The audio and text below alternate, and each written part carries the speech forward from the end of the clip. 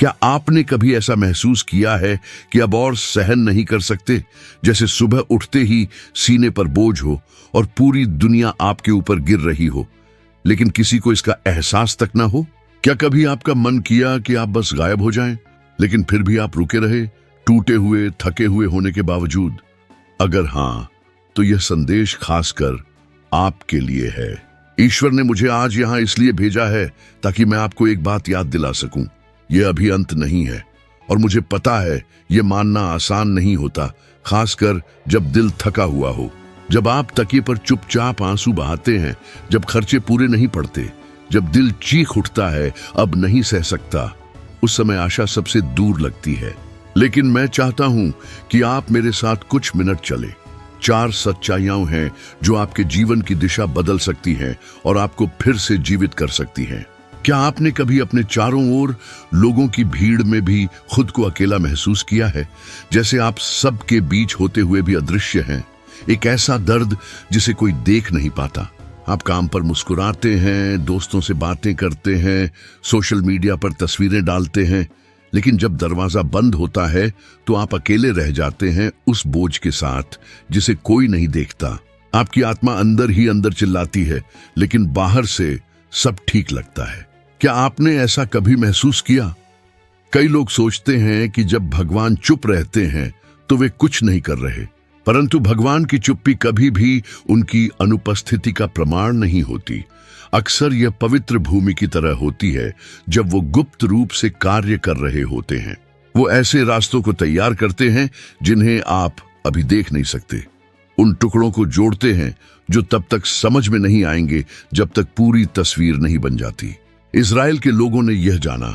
वे सदियों तक गुलामी में रहे। कल्पना कीजिए एक यहूदी मां की जो अपने बच्चे को सुलाते हुए कहती है, एक दिन ईश्वर हमें मुक्त करेंगे। वह बच्चा बड़ा होता है, पिता बनता है और वही बात अपने बच्चों को कहता है। 400 वर्षों तक पीढ़ियों ने इंतजार किया। क्या आप इतनी प्रतीक्षा कर सकते थे? हम में से अधिकतर तो 4 महीने नौकरी के लिए इंतजार नहीं कर पाते। 4 दिन किसी उत्तर का इंतजार करना भी हमें अकेला महसूस कराता है।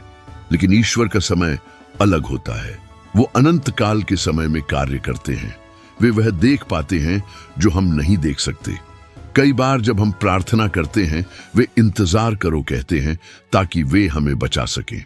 कभी कभी वो पहले हमारे अंदर की नींव को मजबूत करते हैं ताकि जब वह आशीर्वाद दें तो हम उसे सह सकें। बिना मजबूत नींव के कुछ भी खड़ा नहीं रह सकता। शायद आप अभी बेरोजगारी का सामना कर रहे हैं, शायद खाने तक के लिए पैसे नहीं हैं, या आप किसी बीमार की देखभाल कर रहे हैं और सब कुछ आपके ऊपर ही है, या फिर आप भीतर ही भीतर किसी ऐसी लड़ाई से जूझ रहे हैं जिसे कोई नहीं जानता। चिंता, अवसाद, मानसिक थकावट, आधी रात को जागना, तेज धड़कनें, बिखरे विचार, और आपको सिर्फ एक चीज चाहिए, शांति। तो सुनिए, ईश्वर सब कुछ देख रहे हैं। वो आपकी पीड़ा को महसूस करते हैं। वो आपके आंसुओं के साथ रोते हैं। वो आपकी हथेली थामे रहते हैं जब आप सो नहीं पाते। चाहे कोई आवाज ना आए, कोई रोशनी ना दिखे, चाहे कोई चमत्कार ना हो, फिर भी भगवान वहां है, अब भी आपके साथ। क्या आप जानते हैं कि मैं यह बात इतनी दृढ़ता से कैसे कह सकता हूं? क्योंकि यीशु स्वयं परमेश्वर का पुत्र भी पिता की चुप्पी से होकर गुजरे थे। गठसमनी के बाग में गिरफ्तारी से ठीक पहले उन्होंने पुकारा, हे पिता, यदि संभव हो तो यह कटोरा मुझसे हटा लिया जाए। और स्वर्ग मौन रहा। फिर भी उन्होंने हार नहीं मानी, क्योंकि वह जानते थे कि यह चुप्पी त्याग नहीं है, बल्कि परमेश्वर की योजना का ही एक हिस्सा है। कितनी बार आपने महसूस किया है कि जब आपको परमेश्वर की सबसे ज्यादा जरूरत थी, वह तब चुप थे? जब कोई बिना कारण आपके जीवन से चला गया, जब आपने वर्षों में जो सपना रचा था वह एक ही दिन में टूट गया, जब आपने किसी प्रियजन को खो दिया, जब आपने सही किया लेकिन फिर भी सब गलत हुआ। प्रतीक्षा का दर्द असली होता है। त्यागे जाने का एहसास भी बहुत वास्तविक लगता है, लेकिन यह केवल एक भावना है। सच्चाई यह है कि परमेश्वर कभी आपके पास से गए ही नहीं। जब सब कुछ टूट रहा हो, तब भी स्वर्ग अडिग खड़ा रहता है। वह अब भी नियंत्रण में है जब जीवन अव्यवस्थित लग रहा हो। वह अब भी पिता है जब आप खुद को अकेला और अनाथ महसूस करें। वह अब भी आपकी परवाह करते हैं, तब भी जब आपके भीतर की पुकार मदद के लिए चिल्ला रही हो। और जानिए क्या, भले ही आपने प्रार्थना करना छोड़ दिया हो, भले ही आपका विश्वास ठंडा हो गया हो, भले ही आपने परमेश्वर से दूरी बना ली हो, उन्होंने आपको कभी नहीं छोड़ा। क्योंकि सच्चा प्रेम योग्यता पर आधारित नहीं होता। परमेश्वर आपको आपके कार्यों के कारण नहीं, बल्कि इसीलिए प्रेम करते हैं क्योंकि आप उनके पुत्र हैं। और पुत्र चाहे भटक जाए, वह पुत्र ही रहता है। अगर आज आपको केवल चुप्पी महसूस हो रही है, तो गहरी सांस लीजिए। यह अंत नहीं है। संभव है कि यह वही क्षण हो जब परमेश्वर अगली बात को तैयार कर रहे हैं। हो सकता है आप अंधेरे में हों, लेकिन सूरज उगने वाला है। अगर आप बस एक और कदम उठा सकें, बस एक और प्रार्थना कर सकें, बस एक और रात का इंतजार कर सकें, शायद अगली सुबह वही शुरुआत होगी जिसकी आप प्रतीक्षा कर रहे थे। क्या आपको ऐसा कोई पल याद है जब सब कुछ खोया हुआ लगा और फिर अचानक एक संकेत मिला, एक व्यक्ति मिला, या आखिरी क्षण में कोई रास्ता खुल गया? मैं तुम्हें एक गहरी सच्चाई याद दिलाना चाहता हूं। भगवान परिपूर्ण लोगों को नहीं, बल्कि उन्हें चुनते हैं जो तैयार होते हैं।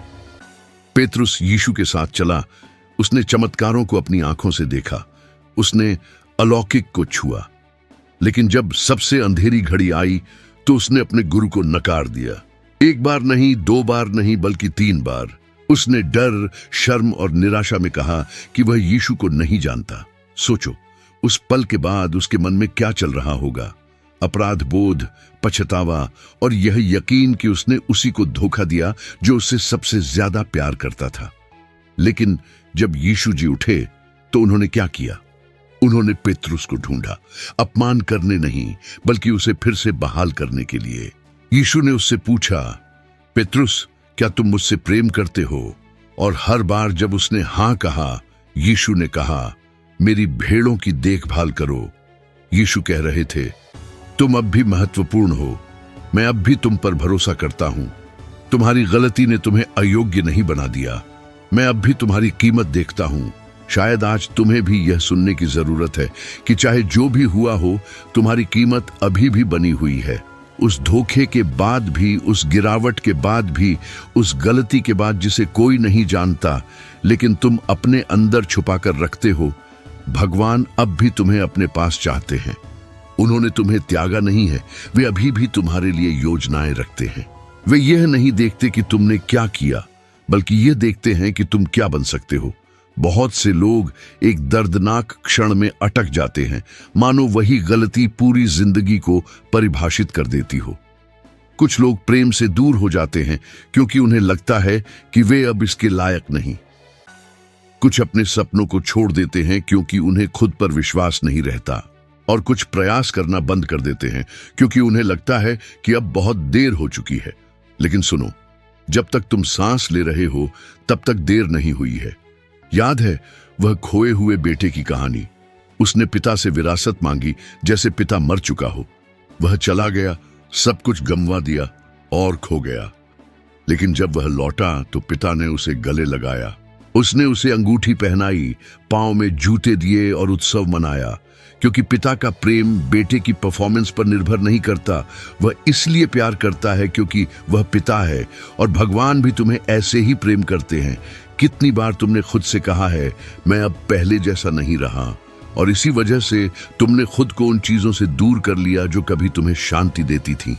लेकिन अगर मैं तुमसे कहूं कि भगवान जानते हैं कि तुम बदल चुके हो, और फिर भी वे तुम्हें वापस चाहते हैं।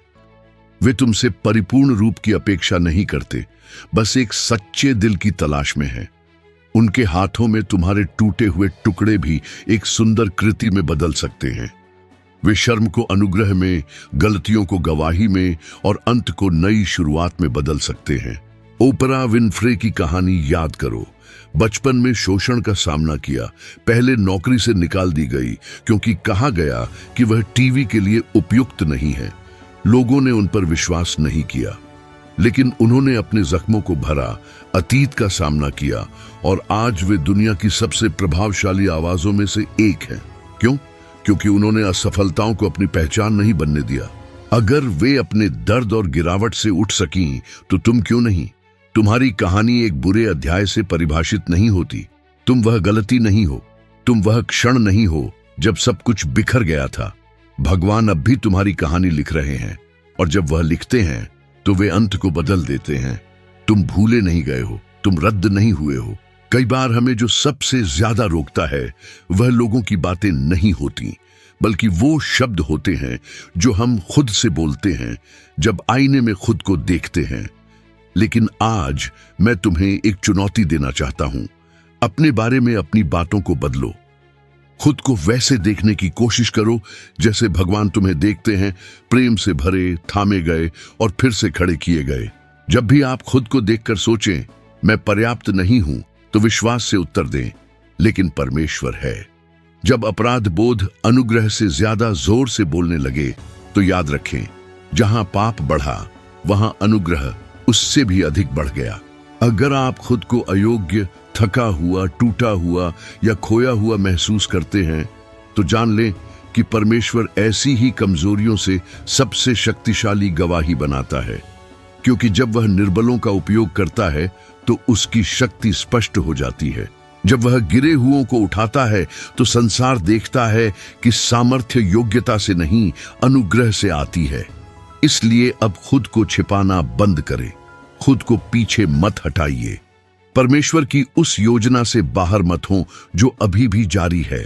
परमेश्वर ने अभी तक आपका काम पूरा नहीं किया है, और अगर उसने हार नहीं मानी है तो आपको भी नहीं माननी चाहिए। गहरी सांस लें, ऊपर देखें और फिर से शुरुआत करें, क्योंकि आपका दर्द ही आपके चमत्कार की शुरुआत हो सकता है। और जिसे आप अंत कहते हैं, परमेश्वर उसे एक नई शुरुआत कहता है। क्या आपने कभी सोचा है कि जो दर्द आप आज महसूस कर रहे हैं वही आपके जीवन की सबसे शक्तिशाली गवाही बन सकता है? ऐसा सोचना अजीब लग सकता है ना? क्योंकि जब दर्द होता है तो हम बस उससे भागना चाहते हैं कि यह जल्दी खत्म हो जाए, फिर से शांति से सांस ले सकें। लेकिन अक्सर जब सब कुछ टूटा हुआ लगता है, तभी परमेश्वर चमत्कार का मंच बनाना शुरू करता है। जो आज आपको रुला रहा है वही कल किसी और को उठ खड़ा होने और हार न मानने की वजह बन सकता है। यूसुफ की कहानी देखिए। उसे उसके अपने भाइयों ने बेच दिया, झूठा दोष लगाया गया और वर्षों तक जेल में डाला गया। और यह सब तब हुआ जब उसने सपना देखा था कि परमेश्वर उसे महान रूप से उपयोग करेगा। फिर भी कुछ भी समझ में नहीं आ रहा था। क्या यह परमेश्वर की योजना है जिसमें चुना हुआ व्यक्ति जेल में पहुंचता है? लेकिन उस अंधेरी जेल में भी यूसुफ ने हार नहीं मानी। सही समय पर फिरौन ने उसे बुलवाया और वह मिस्र का दूसरा सबसे शक्तिशाली व्यक्ति बन गया। और सिर्फ इतना ही नहीं, वह उसी परिवार के लिए उद्धार का साधन बना जिसने उसे धोखा दिया था। वर्षों बाद जब उसके भाई डरते हुए उसके सामने खड़े थे, यूसुफ ने कहा, जो बुरा तुमने मेरे लिए सोचा था उसे परमेश्वर ने भलाई में बदल दिया, ताकि बहुतों का जीवन बचाया जा सके। क्या आप कल्पना कर सकते हैं कि यह आपकी जिंदगी पर भी लागू हो सकता है? वह धोखा, वह नुकसान, वह अपमान का क्षण, और अब वही परमेश्वर द्वारा दूसरों को चंगा करने का माध्यम बन रहा है। क्या आपने कभी सोचा है कि शायद आप जो कुछ भी सह रहे हैं उसका कारण आपसे कहीं बड़ा हो सकता है? हो सकता है कहीं कोई ऐसा व्यक्ति हो जो आपकी कहानी का इंतजार कर रहा हो, जिससे उसे जीने की हिम्मत मिल सके। इसीलिए दर्द व्यर्थ नहीं होता, क्योंकि परमेश्वर कभी भी पीड़ा को व्यर्थ नहीं जाने देता। वह उसे बदल देता है, वह उसे पुनः उपयोग करता है, वह राख से फिर से फूल खिलाता है। और यह केवल एक सुंदर विचार नहीं है, यह वास्तव में होता है हर दिन उन लोगों के जीवन में जिन्होंने हार मानने से इनकार कर दिया। एक माँ जिसने अपने बच्चे को खो दिया, अब अन्य माताओं को दिलासा देती है। एक नशे का शिकार व्यक्ति जो आजाद हुआ, अब स्कूलों और जेलों में भाषण देता है। एक युवक जिसने आत्महत्या की कोशिश की थी, अब दूसरों को गले लगाता है जो वैसा ही करने वाले हैं। उन्होंने सिर्फ अपने लिए नहीं बल्कि औरों के लिए जीत हासिल की है। जब अंदर की हर भावना हार मान लेने को कहती है और फिर भी आप आगे बढ़ते हैं, तो वो साहस की सबसे बड़ी मिसाल होती है। आज कई लोग चुपचाप लड़ाई लड़ रहे हैं, बस में खिड़की से सिर टिकाए रोते हुए, या घर पहुंचते ही टूट जाते हैं। कुछ लोग हंसते हैं दूसरों के साथ, लेकिन अकेले में रोते हैं। मैं ठीक हूं कहकर सबको आश्वस्त करते हैं, पर अंदर से बिखरे होते हैं। शायद आप भी उन्हीं में से एक हैं, और तब आप जानते हैं कि एक शब्द भी किसी की जान बचा सकता है। कभी कभी एक संदेश, एक साथ होने का एहसास, एक मैं भी उस दौर से गुजरा हूं, जीवन बदल सकता है। और यही कारण है कि परमेश्वर आपको उठाना चाहता है, क्योंकि कोई आपकी कहानी से प्रेरित होकर अपनी हार को रोक सकेगा। कोई तभी विश्वास करेगा कि जीतना संभव है जब वह आपको जीतते हुए देखेगा। कोई तभी सांस लेना सीखेगा जब वह जानेगा कि आप भी घुटन में थे और बच निकले। गायिका डेमी लोवाटो इसका उदाहरण है। उन्होंने नशे, खाने की बीमारी, आत्महानि और बार बार असफलताओं का सामना किया, अस्पताल भी गईं, लेकिन उन्होंने जीने का निर्णय लिया और अपनी पीड़ा से दूसरों को चंगा करने का माध्यम चुना। आज उनकी कहानी दुनिया भर के युवाओं के लिए आशा का स्रोत बन चुकी है। लेकिन आपको कोई सेलिब्रिटी नहीं बनना है।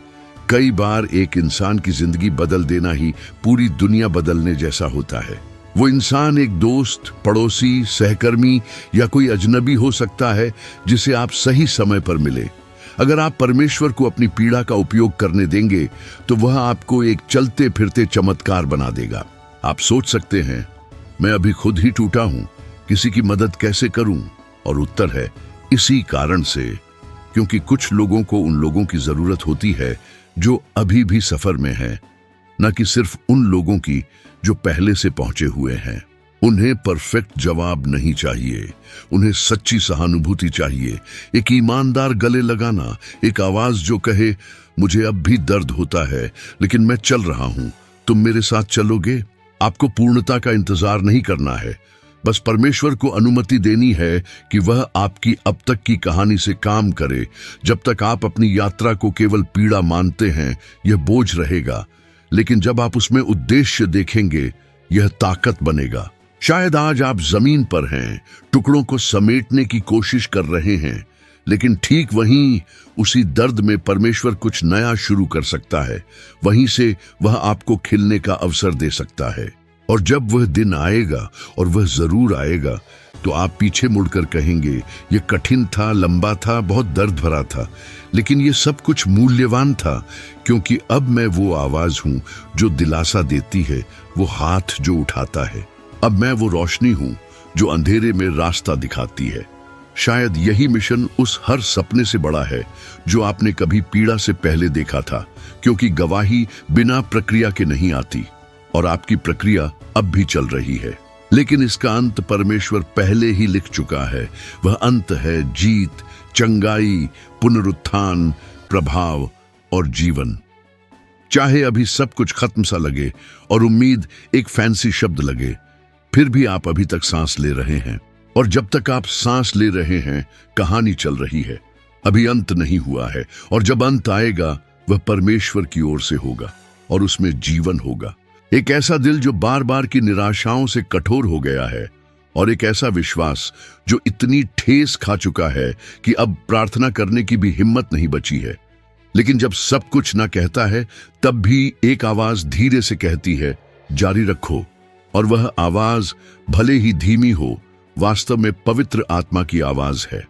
वह आत्मा तुम्हारे भीतर कहती है कि अभी भी कुछ बचा है, कुछ ऐसा जो तुमने नहीं देखा है, कुछ ऐसा जो ईश्वर तुम्हारे माध्यम से करना चाहता है। क्योंकि ईश्वर के साथ अंत कभी वास्तव में अंत नहीं होता, वह तो किसी नई शुरुआत का द्वार होता है, भले ही अभी वह धुंधला सा लगे। उस स्त्री को याद करो जो 12 वर्षों से रक्तस्राव से पीड़ित थी। उसने सब कुछ हाथ जमा लिया, अपनी सारी संपत्ति खर्च कर दी, लेकिन कोई उसे ठीक नहीं कर सका। शायद तुम्हारी तरह उसने भी कई रातें अकेले बिताई, खुद को खो देने की इच्छा के साथ, शर्म और दर्द में डूबी हुई। कितनी भीड़ें तुम्हारे और तुम्हारे चमत्कार के बीच आ गई हैं। कितनी आवाजें तुम्हें कहती हैं, अब कोई उम्मीद नहीं, अब कुछ नहीं हो सकता। लेकिन शायद तुम्हें फिर से कोशिश नहीं करनी है, बल्कि फिर से विश्वास करना है। एक कदम, एक सच्चे मन से की गई प्रार्थना, चाहे वह आंसुओं में डूबी हो, ईश्वर को स्पर्श कर सकती है। लेकिन उसने यीशु के बारे में सुना, और इतना ही काफी था। उम्मीद की एक छोटी सी चिंगारी ने उसके भीतर एक नई आग जलाई।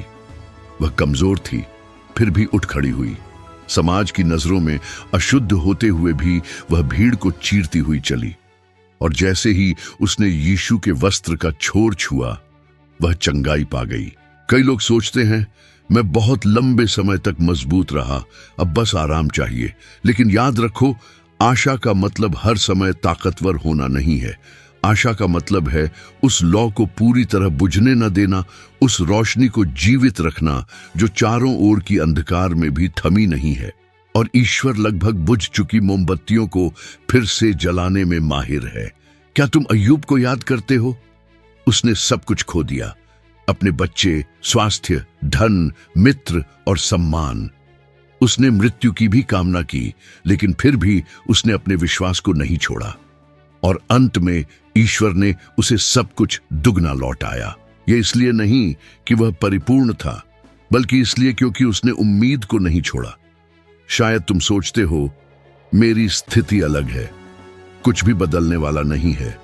लेकिन आज ईश्वर तुम्हें याद दिलाना चाहते हैं कि वास्तविकता अंतिम शब्द नहीं कहती। वह अधिकार तो केवल ईश्वर का है। वह आदर्श परिस्थितियों की प्रतीक्षा नहीं करते। वह तो अराजकता के बीच में नई शुरुआतें रचते हैं। जहां रास्ता नहीं होता, वहां वह मार्ग बनाते हैं। जहां जीवन समाप्त हो गया लगता है, वहां वह पुनर्जीवन लाते हैं। आज कितने लोग ऐसे जीवन जी रहे हैं जो कभी असंभव लगते थे। क्या तुमने टाइलर पेरी का नाम सुना है? वह अमेरिका के सबसे प्रसिद्ध निर्माताओं और लेखकों में से एक बने, लेकिन कभी एक कार में रहते थे। उन्हें ठुकरा दिया गया, अनदेखा किया गया, विश्वास नहीं किया गया, लेकिन उन्होंने हार नहीं मानी। उन्होंने लिखना जारी रखा, विश्वास करते रहे और प्रतीक्षा करते रहे। ईश्वर ने उनके हर आंसू, हर असफल प्रयास और हर उस दिन को सम्मानित किया जब वह हार मान सकते थे, लेकिन उन्होंने चलना जारी रखा। यही बात मैं तुमसे कहना चाहता हूं। हमेशा ताकत महसूस करना जरूरी नहीं है। जरूरी यह है कि तुम रुकने से इनकार करो, चाहे अगला कदम डगमगाता ही क्यों ना हो, चाहे वह कदम छोटा हो, दूसरों से धीमा हो। लेकिन जब तक तुम आगे बढ़ते रहोगे, ईश्वर कार्यरत रहेंगे। जब तक तुम प्रयास करते रहोगे, वह निर्माण करते रहेंगे। और मुझे विश्वास है, जो तुम्हें आज अंत जैसा लग रहा है, वह वास्तव में एक नई कहानी की शुरुआत बनेगा। एक दिन तुम पीछे मुड़कर देखोगे और समझोगे कि तुम उस मोड़ पर क्यों नहीं रुक सकते थे। तुम जान पाओगे कि हर कठिन कदम तुम्हें उस स्थान तक ला रहा था जहां ईश्वर तुम्हें रूपांतरित करना और इस्तेमाल करना चाहते थे। मत रुकना, क्योंकि ईश्वर तुम्हारी कहानी अभी पूरा नहीं कर चुके हैं। आप पाएंगे कि जब सब कुछ टूट गया था, वही पल था जब परमेश्वर ने आपके जीवन में कुछ और भी मजबूत, और भी सुंदर और सच्चा बनाना शुरू किया। चाहे अंधेरा छाया हो, हालात उलझे हुए हों या आप थक चुके हों, आशा का हाथ मत छोड़िए। वह नाजुक हो सकती है, लेकिन उसमें आपको चमत्कार तक पहुंचाने की शक्ति है। क्या आप एक और कदम बढ़ा सकते हैं? बस एक और। उसके बाद अगले के बारे में सोचिए। इसी तरह एक दिन में एक कदम चलते चलते आप अपनी मंजिल पर पहुंचेंगे, क्योंकि वही परमेश्वर जिसने आपके साथ यह कहानी शुरू की थी, वही अंत तक उसे पूरा भी करेगा। वह कभी उस जगह पूर्ण विराम नहीं लगाता जहां एक नई शुरुआत की संभावना बाकी हो। अभी जीवन बाकी है, अभी एक योजना बाकी है, अभी आशा बाकी है, और उस आशा का नाम है यीशु। अगर आप अब तक हर शब्द को सुनते हुए यहां तक पहुंचे हैं, भले ही दिल भारी हो, आंखों में आंसू हो या सब कुछ समझ में ना आ रहा हो, तो यह इस बात का प्रमाण है कि आपके अंदर कुछ अब भी आगे बढ़ना चाहता है। और यही अपने आप में एक चमत्कार है। परमेश्वर आपके साथ है, इसका सबसे बड़ा प्रमाण यह है कि आप अब भी यहां हैं। आप कल हार मान सकते थे, हमेशा के लिए चुप हो सकते थे या कुछ भी महसूस करना छोड़ सकते थे, लेकिन किसी ऐसे कारण से जिसे शायद आप खुद भी नहीं समझते, आप टिके रहे, आप डटे रहे। और यही बात आपके अंदर की ताकत को दर्शाती है, उससे कहीं ज्यादा जितना दुनिया की कोई जीत दिखा सके। परमेश्वर आपको दूसरों से बेहतर जानता है। उसने वह हर आंसू देखा जो आपने छुपाया, वह हर चीख सुनी जो आपके गले में ही अटक गई, वह दिन देखा जब आप मुश्किल से बिस्तर से उठे, वह रात जब आपने शांति के लिए गुहार लगाई और जवाब में केवल चुप्पी मिली। लेकिन वह वहां था और वह अब भी वहां है। भले ही आप उसे अभी ना देख सकें, एक पूरा स्वर्ग आपके लिए सक्रिय है। स्वर्गदूत आपके चारों ओर तैनात है और एक पिता अपने खुले हाथों के साथ आपके अगले कदम का इंतजार कर रहा है। यह कदम बड़ा नहीं होना चाहिए, वह छोटा हो सकता है, डरपोक सा हो सकता है, या बस यह शब्द, परमेश्वर मैं अकेला नहीं कर सकता, पर मुझे अब भी विश्वास है कि आप मेरी मदद कर सकते हैं। आप बहुत ज्यादा टूटे हुए नहीं हैं, आप बहुत दूर नहीं गए हैं, आप बहुत देर से नहीं पहुंचे। परमेश्वर आपको आपके अतीत से नहीं मापता, वह आपको अपने स्वप्नों से मापता है जो उसने आपके लिए देखे थे, और वे स्वप्न अब भी जीवित है। इसलिए कृपया हार मत मानिए। अभी नहीं, आपने जो सब कुछ झेला है उसके बाद तो बिल्कुल नहीं। आप इस रेगिस्तान से गुजरने के लिए नहीं आए थे ताकि आप अंत में गिर जाएं। आप इससे बाहर निकलेंगे और भी मजबूत, और भी संपूर्ण, और एक नए उद्देश्य से भरपूर, क्योंकि जो कुछ परमेश्वर ने शुरू किया है वह उसे पूरा भी करेगा, और वह हमेशा उसे महिमा के साथ समाप्त करता है।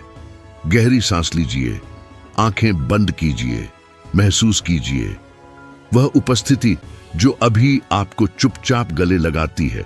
वह असली है, वह परमेश्वर का प्रेम है जो आपको थामे हुए है।